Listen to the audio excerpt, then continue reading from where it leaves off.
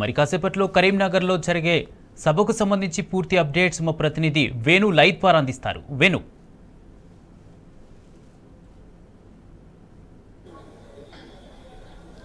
కుమార్, ఇప్పటికే సభకు సంబంధించి ఏర్పాట్లన్నీ కూడా పూర్తయ్యాయి. ఇక ప్రజలు కూడా వచ్చేందుకు సంసిద్ధులైన నేపథ్యంలో పార్లమెంట్ ఎన్నికలు వస్తున్న నేపథ్యంలో ఇప్పటికే ఇటు కరీంనగర్ సంబంధించి బోయినపల్లి వినోద్ కుమార్ను, పెద్దపల్లి సంబంధించి కొప్పలేశ్వర్ను కేసీఆర్ గారు ప్రకటించిన నేపథ్యం అంటే ముఖ్యంగా చూసుకుంటే ఇప్పటికే BRS party working president KTR ప్రతి కాన్స్టిట్యున్సీలో కూడా పర్యటించడమే కాదు విస్తృత స్థాయి సమావేశాలు ఏర్పాటు చేశారు. బీఆర్ఎస్ పార్టీని ఎందుకు గెలిపియాలి, మనం చేసిన అభివృద్ధి ఏంటి, ప్రజల్లోకి తీసుకెళ్లాలి అని చెప్పి ఇప్పటికే ప్రతి చోట కూడా ప్రతి మీటింగ్ లో కూడా చెప్పిన నేపథ్యం ఒకటైతే, మరోవైపు చూసుకుంటే ఇప్పటికే సభకు సంబంధించి చూసుకుంటే కూడా పూర్తి ఏర్పాట్లు పూర్తయ్యాయి. మరోవైపు ప్రజలు కూడా పెద్ద ఎత్తున తరలి వచ్చేందుకు సంసిద్ధులైన నేపథ్యం ఉంది. 7 కాన్స్టిట్యున్సీ నుంచి కూడా భారీ ఎత్తున తరలి వచ్చే అవకాశం ఉంది. అంటే 1,00,000 పైగా కూడా వచ్చే అవకాశం ఉన్న నేపథ్యంలో ఎవరికి కూడా ఎక్కడ ఎడటకాలు కలగకుండా ఏర్పాటు చేయడమే కాదు పార్కింగ్ సౌకర్యం కూడా ఏర్పాటు చేసిన నేపథ్యం. అంటే ఈ రోజు ఉదయం నుంచి కూడా ఇక్కడే ఉండి ఏర్పాట్లను పర్యవేక్షిస్తున్నటువంటి కన్నె ప్రభాకర్ గారు, మా ఎమ్మెల్సీతో పాటుగా ఇటు రాకేష్ గారు ఉన్నారు, సుంకె రవిశంకర్, సుబ్రహ్మణ్యం మాజీ ఎమ్మెల్యే గారు. అంటే సభను ఏ విధంగా సక్సెస్ చేయబోతున్నారు, ఈ సభకు సంబంధించి కేసీఆర్ గారు ఏం మాట్లాడబోతున్నారు, ప్రస్తుతం మన కన్నె ప్రభాకర్ గారు వారితో మాట్లాడించి మరిన్ని విషయాలు తెలుసుకో. సార్ చెప్పండి, అంటే కేసీఆర్ గారి ఒక సభ ఉద్దేశించి చూసుకుంటే రాష్ట్రం అంతా కూడా ఒక ఉత్సుకతతో ఎదురుచూస్తున్నారు. ఏం చెప్పబోతున్నారు, ఏంటి అసలు ఈ కరీంనగర్ అంటేనే సెంటిమెంట్ ఉన్న జిల్లా, మళ్ళీ అందులో కరీంనగర్ అంటే కేసీఆర్ గారికి అచ్చొచ్చిన జిల్లా, ఇక్కడ నుంచి ఏది ఇచ్చినా కూడా సక్సెస్ కు మారిపోయారు కరీంనగర్. అంటే ఈ సభను ఉద్దేశించి కేసీఆర్ గారు ఏం చెప్పబోతున్నారు? అంటే కేసీఆర్ గారు ఏం చెప్తారు, ప్రజల భాష చెప్తారు. కేసీఆర్ గారు ప్రజలకు సంబంధించినటువంటి విషయాలను గుర్తు చేస్తారు. సరే, ఆయన అధికారంలో ఉన్నా ప్రతిపక్షంలో ఉన్నా 14 సంవత్సరాలు తెలంగాణ ఉద్యమ కాలంలో ఉన్నా ప్రజల కష్టాలు తెలిసినటువంటి మనిషి కాబట్టి ప్రజల గురించి ఆలోచన తప్ప భక్తు రాజకీయం చేసేటువంటి వ్యక్తి కాదు కేసీఆర్ గారు. ఇది ప్రజలందరికీ తెలిసినటువంటి అంశం. అందుకే 14 సంవత్సరాలు తెలంగాణ ఉద్యమం చేస్తే ఆయన ఆశీర్వదించి ఆయన దీవించి అధికారంలో ఉంచినారు ప్రజలు. 9.5 సంవత్సరాలు అధికారంలో ఉన్నటువంటి సందర్భంలో ఈ రాష్ట్రం ఎంత అద్భుతంగా ఇవాళ దేశంలోనే ఓ నెంబర్ 1 రాష్ట్రంగా కనిపించిందో ప్రజలందరూ చూసినారు. ప్రజలు ప్రతి ఒక్క వ్యక్తి కూడా ఏదో ఒక రకంగా మరి బెనిఫిషియర్గా ఉన్నారు. అటువంటి సందర్భంలో కేసీఆర్ గారికి ప్రజలు కనెక్షన్ ఉంటుంది, ప్రజలకు కేసీఆర్ గారు కనెక్షన్ ఉంటారు. కాబట్టి ప్రజల భాషను మాట్లాడతారు, ప్రజల విషయాలను మాట్లాడతారు. ముఖ్యంగా మీరు ఇంతకుముందు అన్నట్టుగా ఈ కరీంనగర్ అనేక ఉద్యమాలకు కేంద్రంగా నిలిచింది. ముఖ్యంగా కేసీఆర్ గారికి అదృష్టంగా కూడా అనేక సందర్భాల్లో కేసీఆర్ గారు ఇక్కడి నుంచి ఏం ప్రారంభించినా గానీ ఆయన విజయవంతం చేసుకున్నారు. అదే కాకుండా మనం గతంలో కూడా అనుకున్నట్టుగా కేంద్ర కార్యాలయం హైదరాబాద్లో ఉంటే మరొక కార్యాలయాన్ని కరీంనగర్లో కూడా పెట్టినారు ఆయన. అంటే కరీంనగర్ని ఆయన అంత ఇష్టంగా చూసినటువంటి నేపథ్యంలో మొట్టమొదటి పార్లమెంటరీ సంబంధించినటువంటి బహిరంగ సభ ఇది.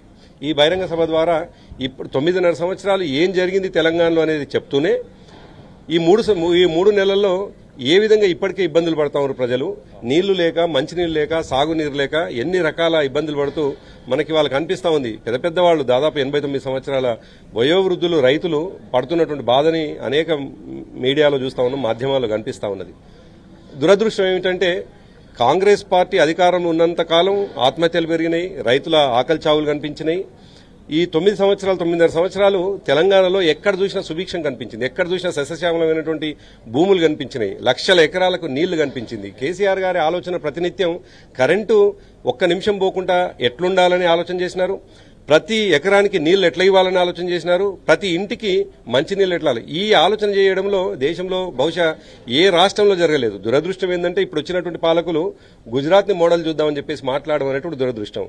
అసలు గుజరాత్ దేనికి ఆదర్శం? అల్లర్లకు ఆదర్శం. గోద్రా మారణవ హోమానికి ఆదర్శం. అది అటువంటి మారణవ హోమం సృష్టించాలనే ఆలోచనతోటి ఇవాళ గుజరాత్ ని ఆదర్శంగా తీసుకుంటుందా తెలియదు, కానీ ఇవాళ ఆదర్శంగా ఉన్నది దేశంలో తెలంగాణ. అటువంటి తెలంగాణని ఆదర్శంగా తీసుకుని మిగతా రాష్ట్రాల వాళ్ళు అనేక మంది ఇంత గందరగోళం సృష్టించిన మేడిగడ్డ దగ్గరికి ఇంకా పక్క రాష్ట్రాలకు సంబంధించినటువంటి వాళ్ళు వచ్చి అద్భుతమైనటువంటి కట్టడంగా మనం చూసినాం. గతంలో కాంగ్రెస్ పరిపాలనలో దాదాపు 20-25 సంవత్సరాలు 30 సంవత్సరాలు కట్టినా గానీ, అంటే 3-4 ప్రభుత్వాలు మారితే గానీ ప్రాజెక్టులు అందుబాటులోకి రానటువంటి సందర్భంలో అంతేందుకు పక్క రాష్ట్రంలో సుంకేశిల నిర్మాణం చేస్తే 22 సంవత్సరాల తర్వాత దాన్ని ప్రారంభం చేసినారు. అటువంటిది 4 సంవత్సరాల్లో ప్రజలకు నీళ్లు ఇవ్వాలనేటువంటి ఒక కృతనిశ్చయంతో, ఒక నీతి నిజాయితీతో చిత్తశుద్ధితో చేసినటువంటి కార్యక్రమం.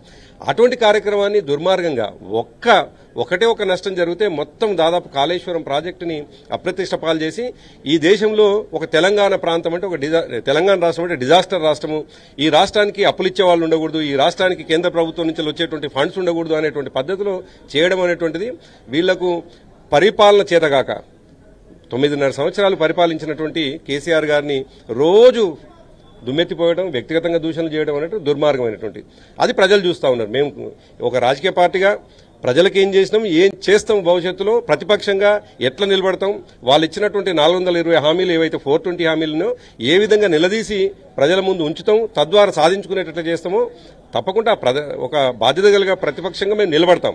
కానీ హామీ ఇచ్చినటువంటి ప్రభుత్వం తప్పకుండా అది తీర్చాల్సినటువంటి బాధ్యత వారి మీద ఉంటుందనేటువంటి విషయాన్ని ప్రతి సందర్భంలో ప్రతి వేదిక మీద నుండి మాట్లాడతాం. మేము ముందు నుంచి కూడా ఒక మాట చాలా స్పష్టంగా బాధ్యతతో మాట్లాడుతూ ఉన్నాం. 5 సంవత్సరాలు ప్రజాస్వామ్య పద్ధతిలో ఉండాల్సినటువంటి ప్రభుత్వాలు ఉండాల్సిందే. మేము దాన్ని సహకరిస్తాం. అది అసెంబ్లీలో చెప్పినాం, బయట కూడా చెప్తా ఉన్నాం. కానీ ఆ 5 సంవత్సరాల కోసం ఏర్పాటైనటువంటి ప్రభుత్వం ప్రజల్ని వంచకుండా, ప్రజలకు అబద్దాలు చెప్పకుండా, ప్రజల్ని మోసం చేయకుండా, మేము వాళ్ళు మాట్లాడినటువంటి మాటలు చౌరల నుంచి మర్చిపోక ముందుకే, అసలు మనసుల నుంచి పోకముందుకే వెంటనే దాన్ని ఒకవైపు బట్టి విక్రమార్క గారు మొన్న మాట్లాడినారు ఎల్ఆర్ఎస్కి సంబంధించి. అదేవిధంగా ఆమె ప్రియాంక గాంధీ గారు ఇచ్చినటువంటి హామీని బట్టి గారు అసెంబ్లీ సాక్షిగా మేము అనలేదు అని మాట్లాడినారు. సో ఇటువంటి అనేక అంశాలు ఇప్పటికే వాళ్ళు తుంగలో దొక్కినారు. అయినా మేము ప్రశ్నిస్తూనే ఉంటాం. ఇవి సాధించేంత వరకు ప్రజల పక్షాన మేము నిలబడి ఉంటాం. అదే విషయాన్ని ఈ వేదిక ద్వారా కేసీఆర్ గారు ప్రపంచానికి చెప్పబోతున్నారు, కరీంనగర్ ప్రజలకు వినియోగించబోతున్నారు. ఇది కన్నె ప్రభాకర్ గారు చెప్తున్నారు. ప్రతిపక్షంగా ఉన్నా కూడా ప్రజల పక్షాన ఉంటాం, ప్రజల హక్కుల కోసం పోరాటం చేస్తాం. అట్లాగే కేసీఆర్ రాక కోసం ఇప్పటికే చూసుకుంటే కాన్స్టిట్యున్సీల వారీగా పెద్ద ఎత్తున ప్రజలు సభకు వచ్చేస్తున్నటువంటి నేపథ్యం మనకు కనిపిస్తోంది. కుమార్, ఏదేమైనా కానీ సాయంత్రం 1,00,000కు పైగా కూడా ప్రజలు వచ్చే అవకాశం ఉన్న నేపథ్యంలో ఎవరికి కూడా ఎక్కడ ఆటంకం అన్ని ఏర్పాటు చేసిన నేపథ్యం పార్కింగ్ సౌకర్యం కాదు.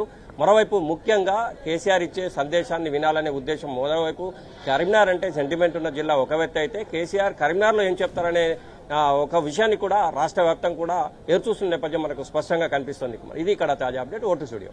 Right, thank you Venu.